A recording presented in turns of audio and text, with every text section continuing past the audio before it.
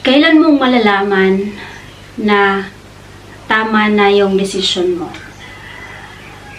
The day you start choosing yourself, the day you start choosing peace of mind, and the day you start working on your dreams and goals.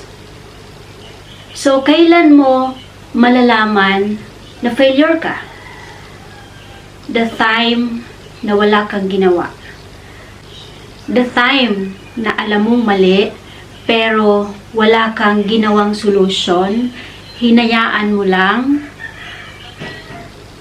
Yun yung mga araw na naging failure ka. Kailan mong malalaman na magiging failure ka? Kung wala kang plano, kung wala kang goals, at wala kang sinimulan. Dahil sabi nga nila, if you fail to plan, you are planning to fail.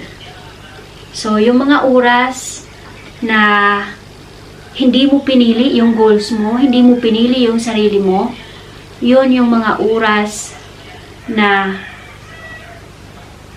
ibig sabihin, failure ka doon. Pero, once na ginawa mo yung magkaroon ng goals, you choose yourself, you choose your future, to work on your future, that's the day na guaranteed na mararating mo yung gusto mo, mararating mo yung dreams mo. Kaya kung ikaw ngayon, wala kang ginawa, start moving now. Para hindi ka mapag-iwan ng iyong sariling future.